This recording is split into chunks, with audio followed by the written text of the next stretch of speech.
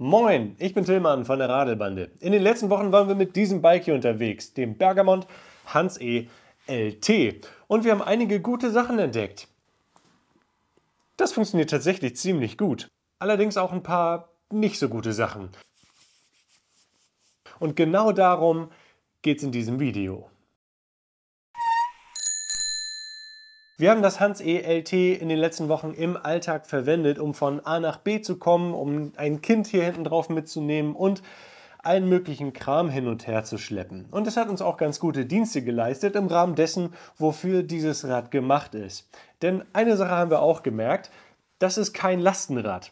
Und Bergamont verkauft es auch gar nicht als Lastenrad, sondern als Kompaktbike. Und es macht im Grunde keine ganz neue Fahrradkategorie auf, aber hebt das Prinzip des Kompaktbikes eigentlich so auf die nächste Ebene. So eine Art Compact Bike Plus oder so. Und genau darüber wollen wir in diesem Video einmal sprechen. Ich habe euch das Fahrrad schon mal in allen Einzelheiten vorgestellt. Das Video verlinke ich euch einmal hier oben. In diesem Video wollen wir aber mal das Hans E LT anhand der Radelbande Bewertungsmatrix bewerten. Das sind 10 Kriterien in zwei übergeordneten Kategorien. Einmal Fahrrad und einmal Lastenrad. Wobei die zweite Kategorie, wie gesagt, nicht so 100% zu diesem Fahrrad passt. 3 Alternativen möchte ich euch einmal nennen. Das ist auf der einen Seite das Velo de Ville Cap 590 mit dem neuen Bosch Performance SX Motor. Ist ein Compact Bike nach klassischer Bauart, das sich aber höchst frei konfigurieren lässt und sich in eine ähnliche Ausstattung bringen lässt wie dieses Fahrrad hier. Die zweite Alternative ist das KIO 1P5. Ebenfalls mit Riemen, ebenfalls mit der Nexus 5 ausgestattet, bietet es wiederum verschiedene Möglichkeiten auch von Zubehör hier anzubringen. Gibt es auch noch in vielen anderen Konfigurationen mit verschiedenen Schaltungen und auch in einer schwereren Variante mit einer höheren Belastungskapazität, die dann mit Enviolo kommt. Und die dritte Alternative, das Tern HSD, gibt es jetzt in der zweiten Generation mit Federgabel und allem drum und dran, einer tatsächlich ebenfalls ähnlichen Ausstattung wie dieses Fahrrad hier, aber nochmal einer größeren Beladungskapazität. Und natürlich gibt es noch viele andere Compact Bikes, wie zum Beispiel Easy, aber wenige bieten so eine Möglichkeit wie das Bergamont hier mit diesem verlängerten Gepäckträger. Wir beginnen jetzt aber mal mit der Radelbande-Bewertung und der Fahrdynamik. Das Bergamont Hans E LT hat in der neuesten Generation mit dem smarten System 75 Newtonmeter Drehmoment und schiebt damit das Fahrrad auch echt gut nach vorne.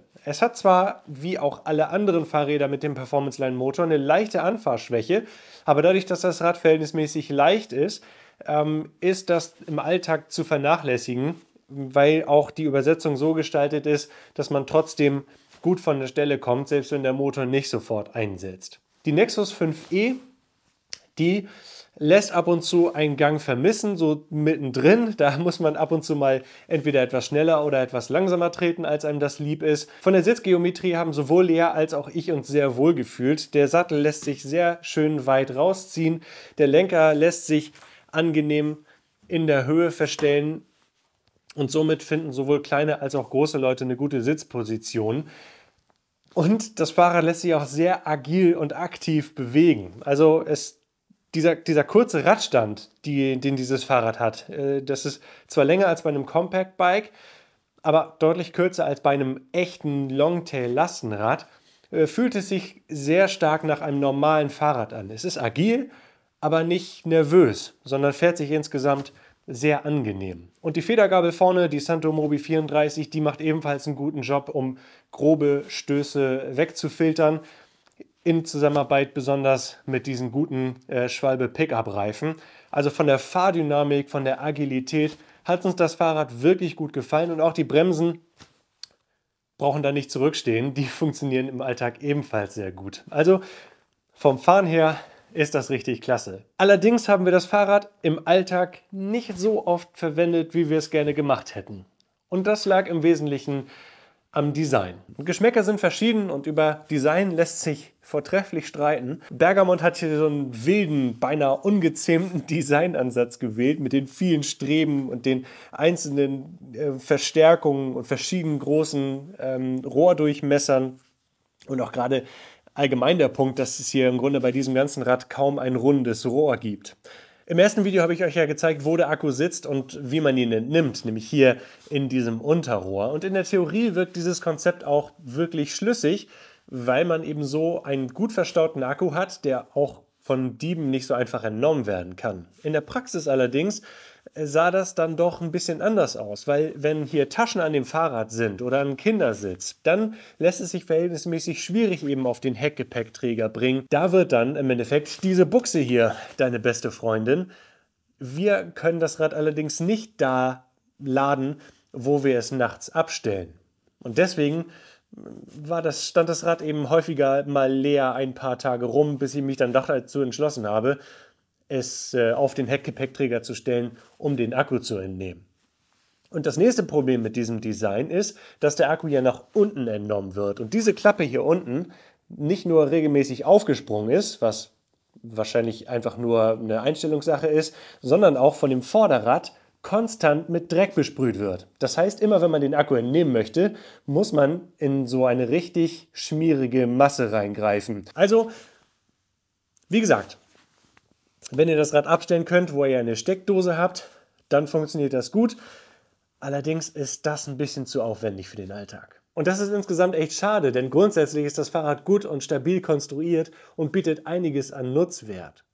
Und in Sachen Innovation ist ja auch das smarte System verbaut, das das Rad ebenfalls zukunftsfähig macht. Und der nächste Punkt ist die Ausstattung. Sattel und Griffe kommen von Syncross bzw. von Bergamont, also quasi von der Hausmarke. Der Sattel, der fühlt sich gut an, dürfte für die eine oder andere Person aber etwas zu schmal sein. Die Griffe fassen sich gut an, die sind auch so ein bisschen ergonomisch, das gefällt mir ganz gut. Die Pedale sind etwas kurios, denn das sind Faltpedale, die kann man so zur Seite wegklappen.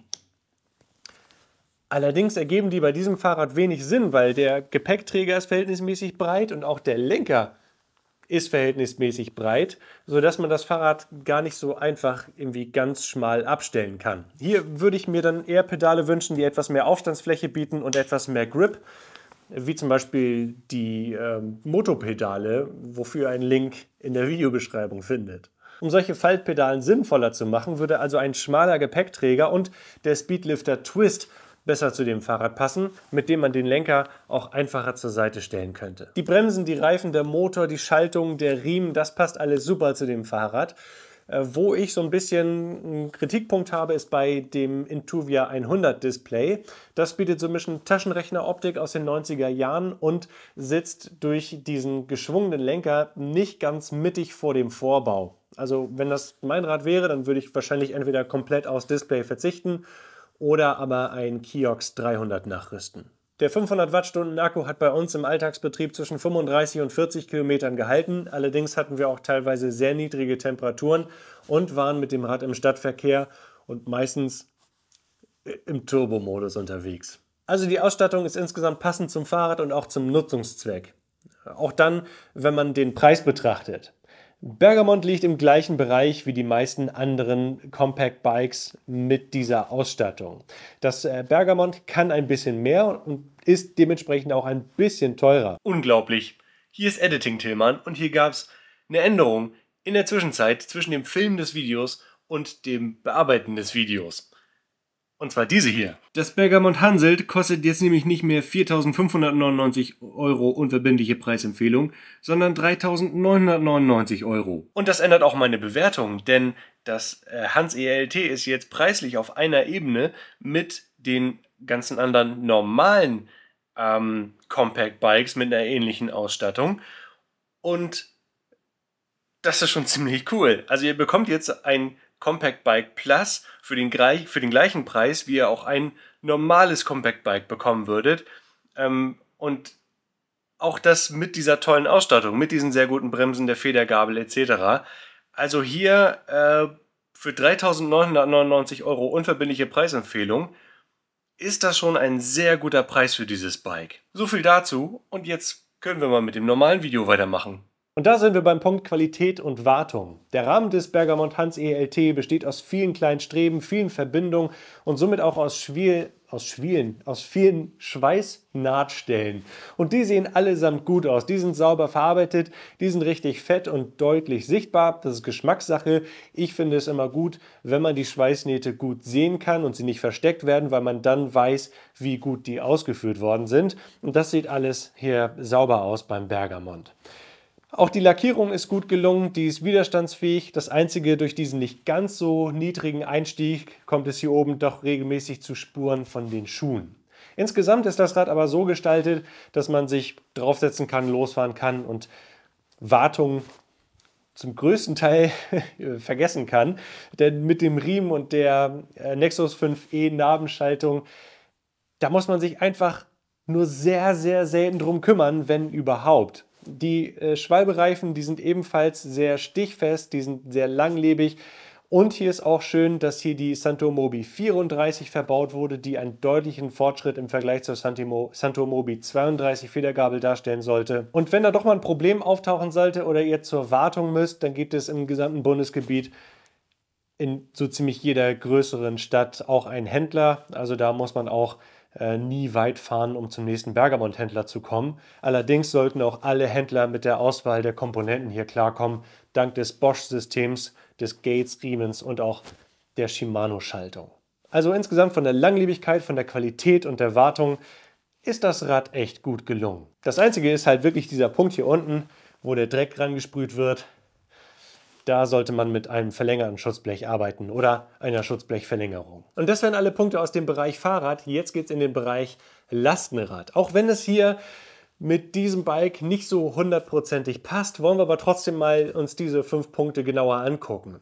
Und der erste Punkt ist die Variabilität. Das Bergamont Hans ELT ist deutlich variabler als die meisten anderen Compact Bikes. Und das liegt im Wesentlichen an diesem langen Gepäckträger. Hier passt ein Kindersitz drauf und eine Packtasche noch dahinter. Da muss man sich nicht entscheiden, ob man das eine oder das andere wählt.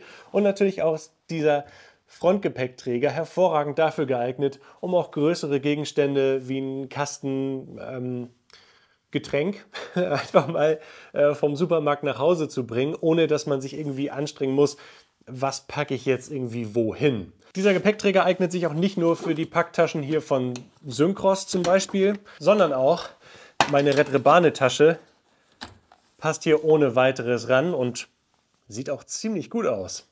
Ihr findet ebenfalls einen Link unten in der Videobeschreibung. An diesen ganzen Befestigungspunkten an diesem Fahrrad lassen sich auch noch eigene Anbauten bewerkstelligen, sodass man da auch seine eigenen Ideen noch umsetzen kann. In Bezug auf die Variabilität ist es auch, dass der Heckgepäckträger nicht nur hier dieses Fenster bietet und das AVS-System, sondern hier noch weitere Möglichkeiten, um Dinge fest zu verschrauben.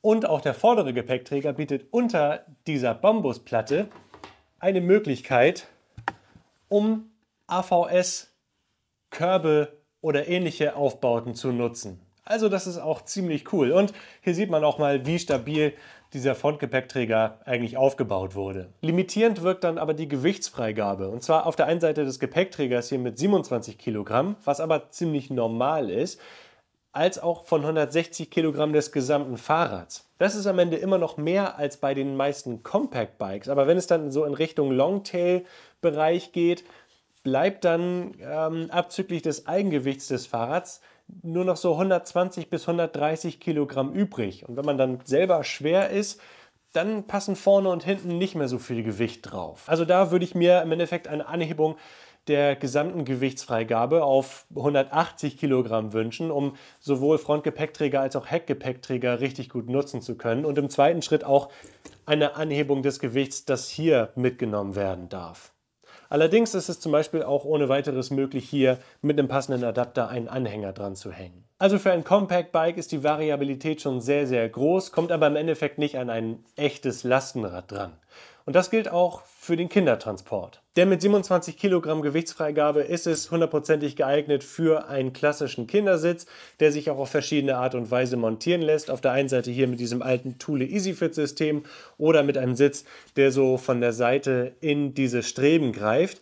Und das Schöne ist halt, Es passt halt noch eine Tasche dahinter. Allerdings gibt es kein Zubehör, um ein größeres Kind hier hinten drauf zu setzen. Dafür würde aber auch die Gewichtsfreigabe nicht ausreichen. Aber da wären wir beim nächsten Punkt, beim Zubehör. Denn das Zubehör macht auch das Compact Bike. Und hier gibt es von Bergamont halt auch diese Tabletts, die ich euch schon im ersten Video gezeigt habe, die sich hier einfach draufschnallen lassen, sowohl in dieser Orientierung als auch in dieser Orientierung.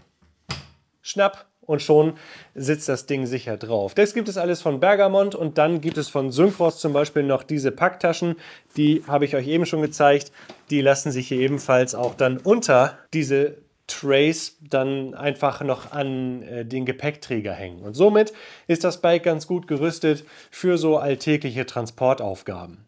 Ich würde mir noch wünschen, dass es Taschen direkt für diesen längeren Gepäckträger gibt, die also etwas mehr Beladungskapazität haben, denn 2 Taschen hintereinander passen dann an diesen Gepäckträger auch nicht dran.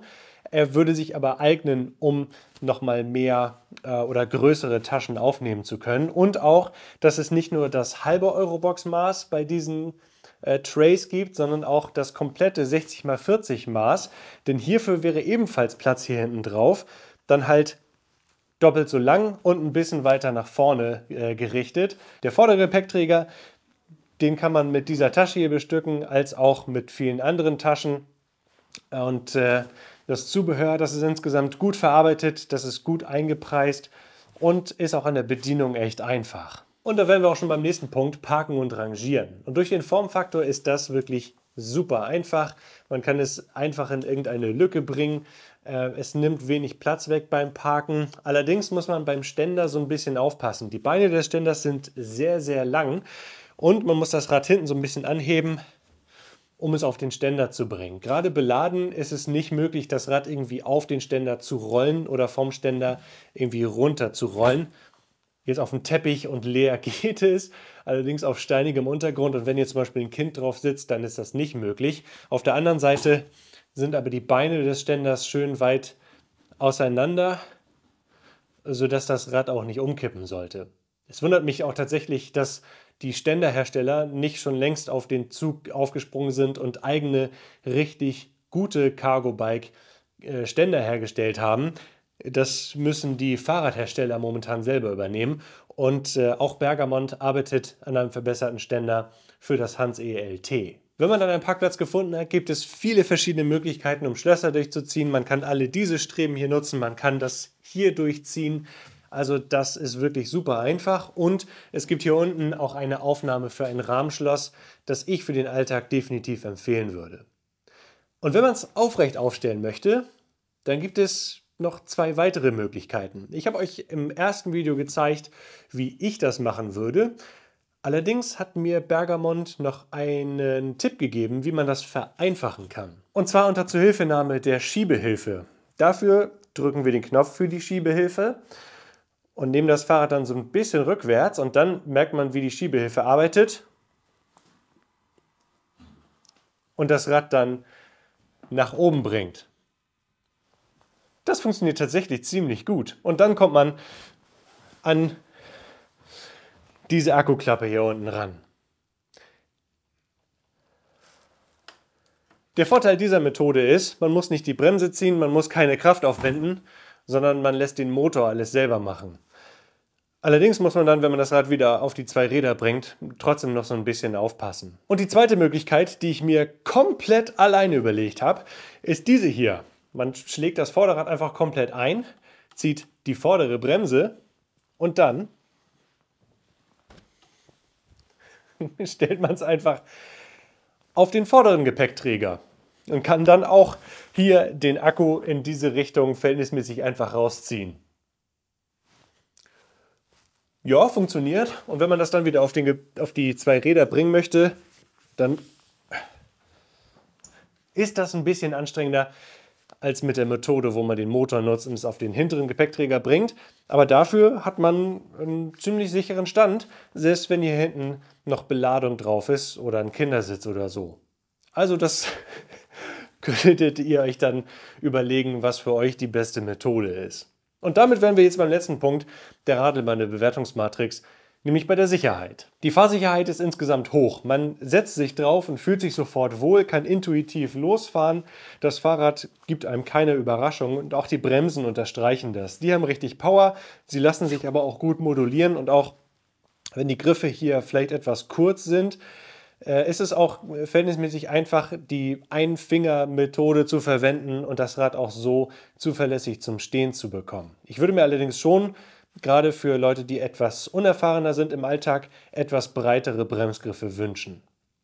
Die Beleuchtung ist insgesamt durchschnittlich. Sie reicht aus für die Stadt, Überlandfahrten etc. Dafür ist der Scheinwerfer aber nicht unbedingt breit oder hell genug. Die Rückleuchte ist angenehm hell, die strahlt mit ihren vielen LEDs wirklich deutlich. Es könnte allerdings sein, dass dieses Rücklicht gerade in der Seitenansicht in der Nacht von den Taschen verdeckt wird. Auf ein Bremslicht oder ein Fernlicht muss man beim Hans ELT verzichten. Bei den Reflektoren ist es so, dass das Bergamont Hans ELT alles hat, was der Gesetzgeber fordert. Und ihr könnt das dann noch dementsprechend pimpen, je nachdem, was für Taschen ihr da natürlich noch dranhängt. Also insgesamt von der Sicherheit ist es ein gutes Fahrrad. Die Sicherheit für die kleinen Passagiere kann ich in diesem Falle nicht bewerten, weil es auch stark davon abhängig ist, was für einen Kindersitz ihr verwendet. Aber die Möglichkeiten, um Kindersitze hier sicher drauf zu befestigen, sind definitiv hoch. Das waren die Punkte aus der Radelbande Bewertungsmatrix. Aber für wen ist das Hans ELT jetzt am besten geeignet? Wenn ihr ein Compact Bike sucht, das aber etwas mehr Nutzwert bietet oder einen etwas längeren Radstand, weil euch normale Compact Bikes irgendwie zu nervös fahren, dann solltet ihr definitiv einen Blick auf das Hans ELT werfen. Entscheidend dürfte wahrscheinlich für euch sein, so wie es auch für uns wäre, ob ihr in der Lage seid, das Fahrrad da zu laden, wo ihr es regelmäßig abstellt. Denn dieses ganze Prozedere mit auf den Heckträger stellen und dann den Akku rausnehmen, ist im Alltag doch aufwendiger, als wir das am Anfang vermutet hätten. Wenn ihr eine gute Alternative zu diesem Bike sucht und das Design an sich cool findet, dann würde ich mal einen Blick auf das eCargoville Bakery von Bergamont werfen, weil das einem ähnlichen Konzept folgt mit größeren Rädern und nochmal mehr Beladungskapazität. Aber Bergamont arbeitet weiter an dem Hans ELT und ich bin mir ziemlich sicher, dass wir in nicht allzu ferner Zukunft ein echtes Cargo-Bike mit dem Beinamen Hans irgendwas sehen werden. Ich würde auf jeden Fall diesen Kanal hier im Auge behalten, denn vielleicht sehen wir das ja auf einer der Messen in diesem Jahr. Jetzt wäre mal interessant, was du von dem Hans ELT hältst. Wäre das Compact Bike deiner Wahl oder brauchst du gar nicht so viel Cargo-Kapazität? Oder hättest du gerne noch mehr Cargo-Kapazität bei diesem Fahrrad? Sag es mal unten in den Kommentaren. Sag auch mal, wie du die Akkupositionierung findest. Da würde mich mal deine Meinung interessieren. Gib einen Daumen nach oben, wenn dir das Video gefällt und wenn du dabei sein willst, wenn die Radelbande das nächste Mal auf Tour ist, dann abonniere den Kanal. Tschüss, bis dann.